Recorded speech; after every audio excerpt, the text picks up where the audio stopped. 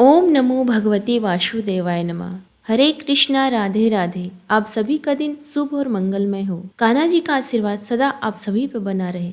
आज दिनांक है 3 फरवरी सोमवार और आज माघ मास का 21वां दिन है। आज माघ मास महात्म की कथा सुनाने से पहले आपको सुनाते हैं वृंदावन के ठाकुर मदन मोहन जी की कहानी।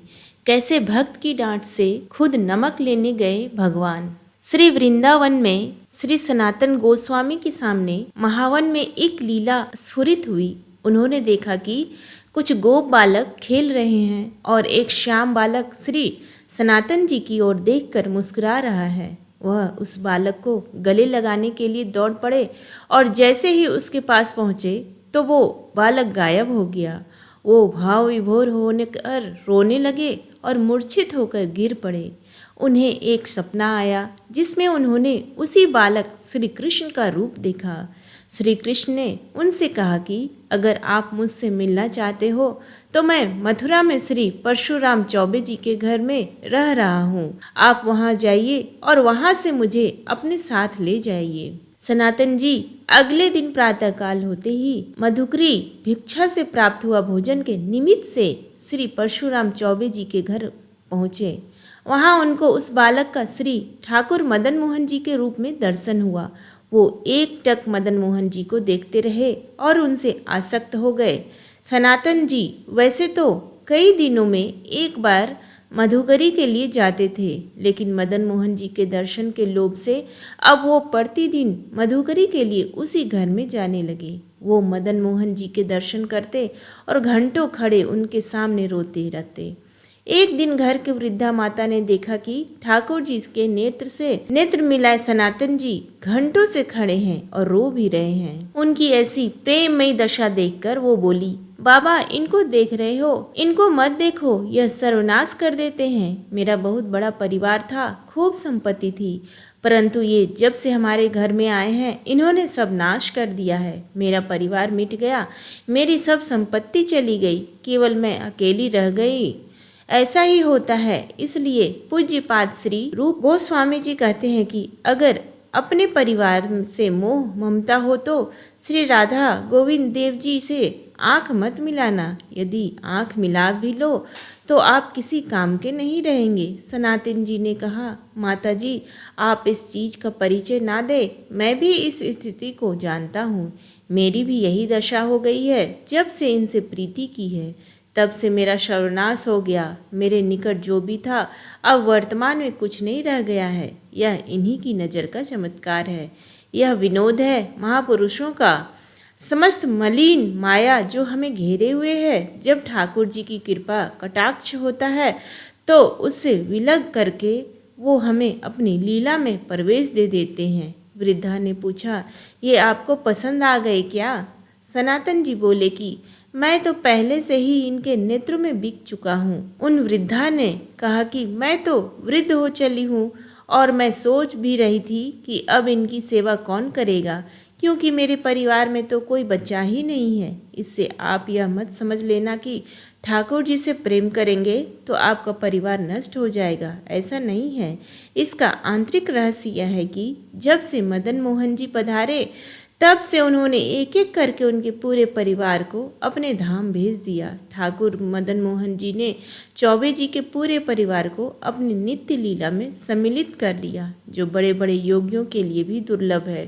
ठाकुर जी ने उनका लौकिक धन हटाकर चिदानंद वस्तु प्रदान की। जो प्रभु के चरणों में अपने चित्त को लगा लेते हैं तो बिना कोई और साधन किए प्रभु उसको स्वीकार कर लेते हैं और अपने दिव्य धाम, दिव्य स्वरूप और दिव्य लीलाओं में प्रवेश कर देते हैं। वृद्धा ने कहा, बाबा मैं तो वृद्ध हो चली हूँ, इनको मेरे बाद कोई ना कोई वैसे भी ले ही जाएगा। मेरे से पूजा सेवा अब बनेगी नहीं और मैं भी उब गई हूँ इनसे, क्योंकि मुझे इनसे कोई लाभ प्राप्त नहीं हुआ। वो यह सब बाह्य दृष्टि से विनोद करते हुए बोल रही हैं। अगर लाभ प्राप्त होता तो कम से कम नाती पोते ही होते इनकी सेवा के लिए, पर कोई नहीं बचा, केवल मैं ही अकेले बची हूँ। मेरी मृत्यु का समय आ रहा है, कोई ना कोई तो चाहिए ही इनकी सेवा के लिए और मैं इनको उसी को सकती हूँ जो इनसे प्यार करें। मुझे बड़ा संतोष हुआ आपके नेत्रों में इनके प्रति प्यार देख कर कि आप इनकी प्रेम पूर्वक सेवा करेंगे। आप इसी से पहचान सकते हैं कि कितना प्यार करती हैं वो ठाकुर जी से। मैं इन्हें अपने नेत्रों से ओझल नहीं होने देना चाहती, परंतु बाबा अब मेरा शरीर बूढ़ा हो गया है, अब मुझसे सेवा हो नहीं सकती, इनको आप ले जाइए। श्री सनातन गोस्वामी जी ने कहा, मैया यदि ऐसी बात है तो आप इन्हें मुझे दे दीजिए, मैं इन्हें अपने संग ले जाऊंगा। वृद्धा माता जी ने रोकर ठाकुर जी को बार बार हृदय से लगाकर उन्हें श्री सनातन गोस्वामी जी को दे दिया। श्री सनातन गोस्वामी जी अत्यंत प्रसन्न होकर ठाकुर मदन मोहन जी को श्रीधाम वृंदावन में ले गए। उन्होंने आदित्य टीला में श्री ठाकुर मदन मोहन जी महाराज जी को विराजमान किया। सनातन जी की दिनचर्या में उदर पोषण के लिए मधुकरी वृत्ति ही थी। हफ्ते में एक दिन वो भोजन ले आते और कई दिनों तक उसका प्रयोग करते, परंतु अब कुटिया में ठाकुर जी भी आ गए थे। अब श्री सनातन जी ठाकुर जी के भोग के लिए रोज आटा मांग के लाते और उसकी बाटी बनाकर ठाकुर जी को भोग लगाते और वही खुद भी खाते। ठाकुर जी को जब वह भोग अर्पित करते तो ठाकुर जी मुंह बनाते, क्योंकि चौबे जी के यहाँ उनको मलाई रबड़ी मिलती थी और यहाँ उनको सूखी बाटी मिल रही थी जिसमें नमक भी नहीं होता था। ठाकुर जी कुछ कह नहीं पाते पर मुंह बनाते थे। एक दिन हिम्मत करके ठाकुर जी डरते हुए श्री सनातन गोस्वामी जी से बोले, बाबा ये सूखी बाटी मेरे गले से उतरती नहीं है, आप यह जली हुई बाटी मुझे भोग लगाते हो, मेरा पेट भी काम नहीं कर रहा है और ये गले से नहीं उतरती, थोड़ा सा नमक तो डाल दिया कीजिए। श्री मदन मोहन जी के मुख से यह सुनकर सनातन जी मुस्कुराए और बोले, देखो ठाकुर जी, मुझे चैतन्य महाप्रभु ने वृंदावन में वैराग्य से रहने की आज्ञा दी है। अब मैं समझ गया आप मुझे फिर फंसाना चाहते हैं। वैसे ही बचपन से ही आपका चटोरा स्वभाव है। आप कभी यशोदा मैया के घर दिए हुए माखन से तृप्त नहीं होते थे। जब तक गोपियों के यहाँ जाकर बाल लीला करके 10-20 घरों से माखन नहीं पाते थे, आप तृप्त नहीं होते थे। आज आप कह रहे हैं कि बाबा थोड़ा सा नमक मांग के लाना, फिर कहेंगे बाबा नमक तो हो गया, अगर थोड़ी घी में डुबो तो अच्छा होगा, फिर कहेंगे बाबा थोड़ा मीठा मिल जाता तो अच्छा होता। मैं इस चक्कर में कहाँ तक व्यवस्था करूँगा। मैं तो महाप्रभु की आज्ञा के अनुसार वैराग्य से ही रहूँगा और आप यह जो मांग रख रहे हैं, यह मांग आप खुद से चाहें तो पूर्ण कर लीजिए, मेरी तरफ से व्यवस्था होने वाली नहीं है। मैं वैराग्यपूर्ण ही रहूँगा। ठाकुर जी ने ये उत्तर सुना और कहा कि आप फिर मुझे ये आदेश देते हैं कि मैं अपनी व्यवस्था खुद कर लूँ। श्री सनातन जी बोले, हाँ आप अपनी व्यवस्था कर लीजिए, हमें इसमें कोई परेशानी नहीं है।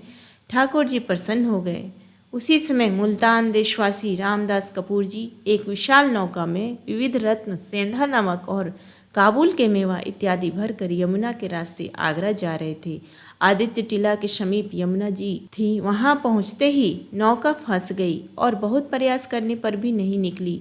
नौका भला चलती कैसे। ठाकुर मदन मोहन जी यजमान जो पटाना चाहते थे, अब श्री रामदास कपूर जी परेशान हो गए। ठाकुर जी एक गोपालक का वेश धारण करके उनके पास गए और कहा, सुनो, ये नौका ऐसे नहीं निकलेगी।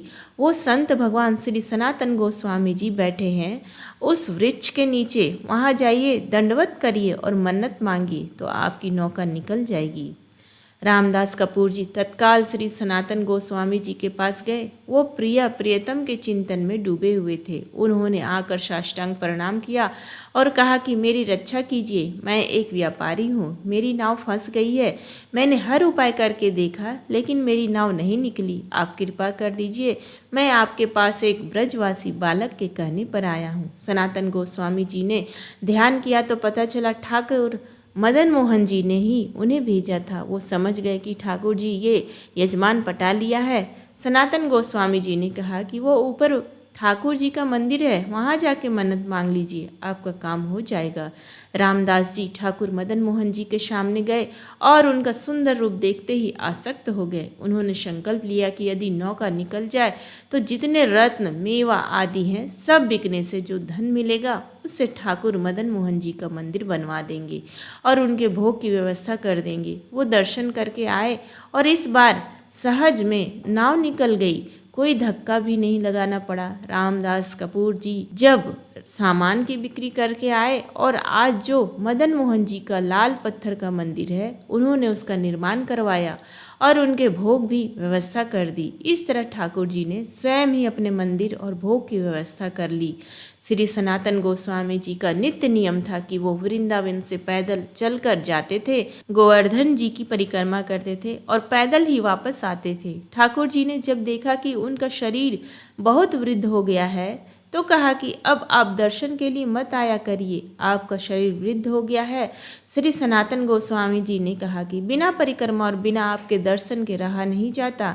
इसके बाद ठाकुर जी ने स्वयं प्रकट होकर श्री सनातन गोस्वामी जी को एक शिला प्रदान की, जिस शिला पर ठाकुर जी के चरण चिन्ह आज भी अंकित है, और कहा बाबा आप इस शिला की परिक्रमा कर लिया करें, इसके परिक्रमा से आपको संपूर्ण गिरिराज परिक्रमा का नियम पूर्ण हो जाएगा, आपको वैसा ही आनंद प्राप्त होगा।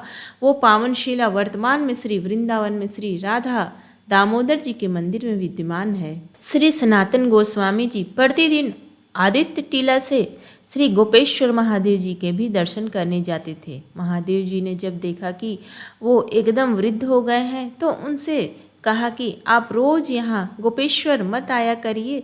श्री सनातन गोस्वामी जी ने कहा कि मेरा आपके दर्शन का नियम है। शिव जी ने कहा मैं मध्य में ही कहीं प्रकट हो जाता हूँ। आज वो बनखंडी महादेव जी का मंदिर वृंदावन में है, उस रूप में श्री गोपेश्वर महादेव जी प्रकट हो गए और श्री सनातन गोस्वामी जी रोज उनके दर्शन के लिए जाने लगे।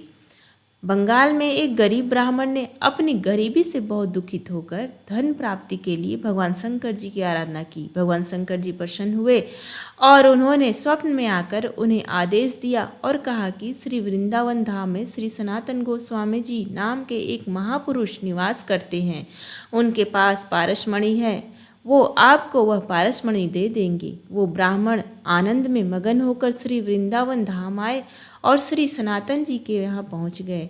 उन्होंने जब श्री सनातन जी को देखा तो वो एक गुदड़ी और एक करवा लिए हुए थे और शरीर पर उन्होंने कौपीन पहना हुआ था। उनके मन में निराशा हुई कि जो खुद ऐसी गरीबी में रह रहे हैं वह उन्हें पारसमणि कैसे देंगे। उन्होंने सोचा कि भगवान शंकर के वचन झूठे नहीं हो सकते, तो वो उनके पास गए और जाके प्रणाम किया।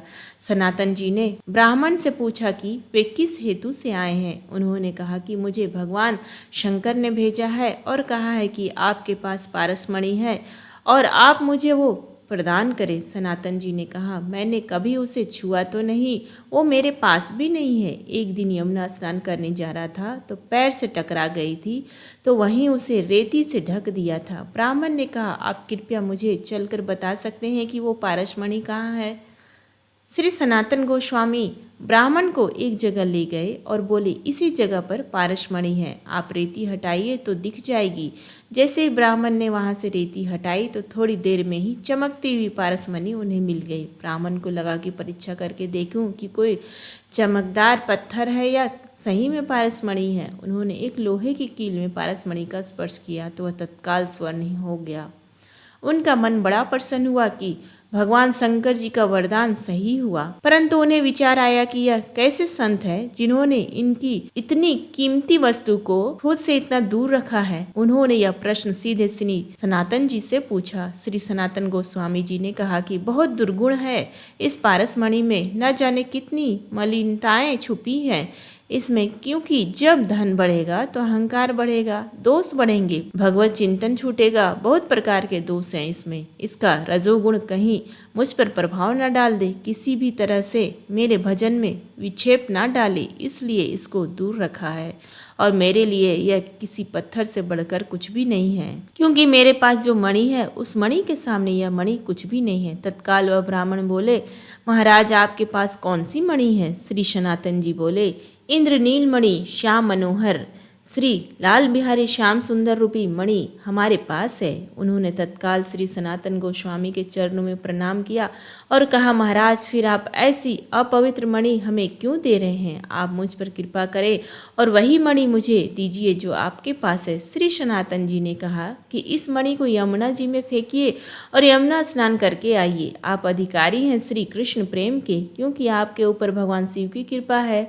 आपको उन्होंने पारसमणि लेने के लिए नहीं भेजा था, भेजा तो इसी इंद्रनील मणि श्याम मनोहर के लिए था। पर आपको विश्वास हो जाए और आपकी समझ में आ जाए कि पारसमणि को भी त्यागने का सामर्थ्य श्री श्याम सुंदर के चरण अनुरागियों में होता है, इसलिए उन्होंने यह लीला करवाई। जाइए स्नान करके आइए, इस पारसमणि को यमुना में फेंक दीजिए। श्री सनातन गोस्वामी जी ने उन्हें दीक्षा दी, उन्हें भगवत संबंध से युक्त किया और निरंतर वो वृंदावन धाम वास करके भगवत चिंतन करते हुए भगवत धाम को प्राप्त हुए।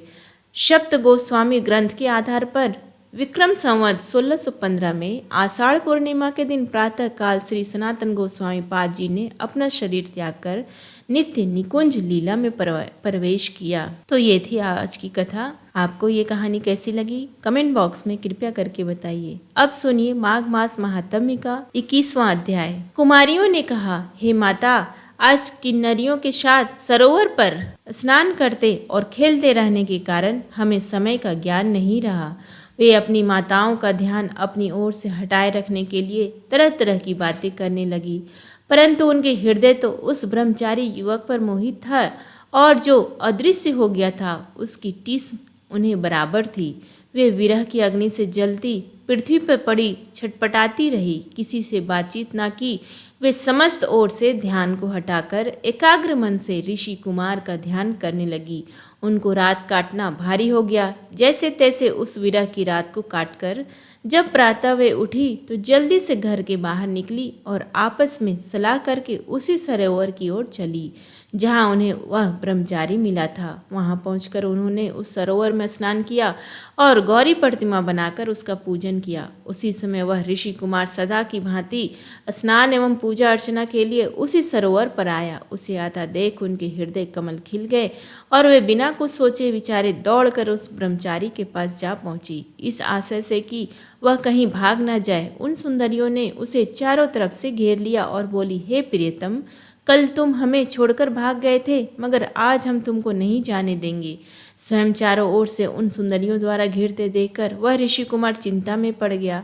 उसने उन्हें भली प्रकार समझाते हुए कहा, हे सुंदरियों, धर्म की मर्यादा को ध्यान में रखो। मैं तो अभी तक ब्रह्मचारी हूँ और वेद ध्यान कर रहा हूँ। जब तक मैं गृहस्थ आश्रम में प्रवेश करने के योग्य नहीं हो जाता तब तक मैं विवाह कैसे कर सकता हूँ। गुरुजनों का कथन है कि प्राणी को अपने वर्ण का, अपने आश्रम की रक्षा करनी चाहिए, इसलिए तुम मुझे वर्ण करने की विचार त्याग कर अपने इस घेरे को तोड़कर मुझे बंधन मुक्त करो। वे गत्रधव कन्याएं कामास्त हो रही थी। उस ऋषि पुत्र की वह अमृतवाणी सुनकर वे और अधिक अधीर हो उठी और बोली, हे काम रूपे, विद्वानों का कथन है कि धर्म से अर्थ, अर्थ से काम और काम से धर्म का उदय होता है। तुम्हारे संचित धर्म के कारण ही अवकाम तुम्हारे सम्मुख है, अतः उसका उपभोग करें। यह तो स्वर्ग भूमि है, यहाँ दिव्य भोगों की कमी नहीं है। उचित है कि आप हमें निराश न करें और हमारे कामाग्नि से जलते हुए हृदय को शांति पहुँचाए। तब उस ऋषि कुमार ने गंभीर होकर कहा, हे देवियों, तुम्हारा कथन न्याय संगत है, परंतु आप मेरी कठिनाई को बिना देखे ही अपना निर्णय दे रही है। मुझे अपना ब्रह्मचर्य व्रत का समाप्त करने के लिए गुरु की आज्ञा लेना अनिवार्य है। तब उन कन्याओं ने काम से विफल होकर कहा, तुम महान मूर्ख हो। शास्त्रों का कहना है कि बुद्धिमान वही है जो सहज प्राप्त होने वाली दिव्य औषधियाँ, ब्रह्म रसायनों, सिद्धियों, निधियों, रसों, कलाओं, सुंदर स्त्रियों, मित्रों और धर्म सिद्धि को नहीं त्यागता। यदि ये वस्तुएं अनायास ही उसे प्राप्त होती है तो उसे किंचित भी आलस्य नहीं करना चाहिए। जिसे हम जैसी सुंदरी प्राप्त होती है वह बड़ा भाग्यशाली होता है। हमारी सुंदरता को देखो और हमारे कुल आदि को समझो। दैव की गति है कि हम तुम जैसे तपस्वी कुमार पर भी आसक्त हुई। अब तुम्हारा कल्याण इसी में है कि हमारे साथ गंधर्व विवाह करके हमें स्वीकार करो, अन्यथा हम इसी वन में निराश होकर अपने प्राण त्याग देंगे। तब उस धर्म प्राण ऋषि कुमार ने कहा, हे सुंदरियों, धर्म, अर्थ, काम, मोक्ष चारों वर्ग विधि पूर्वक सेवन करने से ही प्राणी को उनका सुफल प्राप्त होता है। अतः जब तक मेरा ब्रह्मचर्य व्रत पूर्ण नहीं हो जाता मैं कदापि तुम्हारा वरण नहीं कर सकता, क्योंकि समय से पूर्व किया कर्म उसी प्रकार नष्ट होता है जैसे कि सागर में डाला गया एक लोटा जल। हे कन्याओं, इस समय मेरा मन धर्म में आसक्त है, अतः मैं तुम्हारी इच्छा की पूर्ति कदापि नहीं कर सकता। उसके इस उत्तर को जान और अपनी काम वासना से मंदान्ध हुई उन युवतियों ने अपने हाथों को छोड़ दिया और सब की सब एक होकर उस ऋषि कुमार से चिपट गई। प्रमोदनी ने उसके चरण पकड़े, सुशीला और सुस्वरा ने उसकी दोनों भुजाओं को जकड़कर पकड़ लिया। सुतारा उसके वश से चिपट गई और चंद्रिका उसके मुख को चूमने लगी। इस प्रकार कामोशक्ति उन गंधर्व कन्याओं के उत्तेजित करने पर भी वह ऋषि कुमार अपने धर्म की रक्षा में सफल रहा। उसे प्रचंड क्रोध आया और तब श्राप देते हुए बोला, हे काम सिक्तों, तुमने पिशाचियों की भांति मुझे घेरा है, अतः तुम अब पिशाचिनियों का रूप ग्रहण करो। इस श्राप को सुनते ही वे उससे छिटक कर दूर हटी और क्रोध में भरकर बोली, हे पापी, हम निरपराध कन्याओं को तूने यह श्राप क्यों दिया? धर्मज्ञ नहीं है तो प्रिय और अप्रिय कार्य का भी भेद नहीं समझता। सभी जानते हैं कि प्रेम पात्र भक्त एवं मित्रों के साथ द्रोह करने वालों को कोई सुख नहीं मिलता है। जैसा तूने हमारे साथ किया उसका फल तुझे भी प्राप्त हो सके, इसलिए हम भी तुझे श्राप देते हैं कि तू भी पिशाच हो जा। इस प्रकार परस्पर श्रापों के आदान प्रदान से वे कन्याएं पिशाचिनी और वह ऋषि कुमार पिशाचपन उसी सरोवर के तट पर निवास करने लगा। हे राजन, कर्म के फल को प्राणी अवश्य ही प्राप्त करता है। कर्म फल सदैव छाया की तरह प्राणी के साथ रहता है। देवता भी कर्म फल से मुक्त नहीं होते हैं। उनके माता पिता घर पर उनके लिए व्यथित थे और वे इस सरोवर के किनारे भटकते हुए पिशाच योनि को भोग रही थी। बहुत समय व्यतीत हो जाने पर एक दिन लोमस ऋषि और पौष की चतुर्दशी को सरोवर पर स्नान को भूख से व्याकुल पिशाच एवं पिशाचिनियों उनकी ओर भागे, परंतु लोमस ऋषि के तेज के कारण वे पास पहुंचने से पहले ही जलने लगे और इस कारण वे दूर भाग गए। वह वहां अग्निमय का पिता वेद निधि लोमस ऋषि को सरोवर तट पर आया देख इनके पास आकर हाथ जोड़कर बोला, हे महामुने, महाभाग्य के उदय होने पर ही उत्तम पुरुषों के दर्शन होते हैं। उत्तम मुनियों के दर्शन मात्र से ही प्राणियों के पाप नष्ट हो जाते हैं। हे नाथ, मेरा यह पुत्र और ये सुंदर गंधर्व कन्याएं पिशाच योनि को प्राप्त हुए हैं। ये इनके परस्पर श्राप का प्रभाव है। इतना कह उन्होंने संपूर्ण वृत्तांत ऋषि को सुनाते हुए कहा, हे मुनि, आपके दर्शन मात्र से इनका निस्तार होगा। अब आप कृपा करके इनके श्राप नष्ट होने का उपाय बताइए और इनके दुख को दूर करिए। कथा को अंत तक सुनने के लिए आप सभी का बहुत बहुत आभार। इससे आगे का वृत्तांत आप सभी को अगले अध्याय में मिलेगा। तब तक के लिए धन्यवाद। जय श्री कृष्णा। राधे राधे।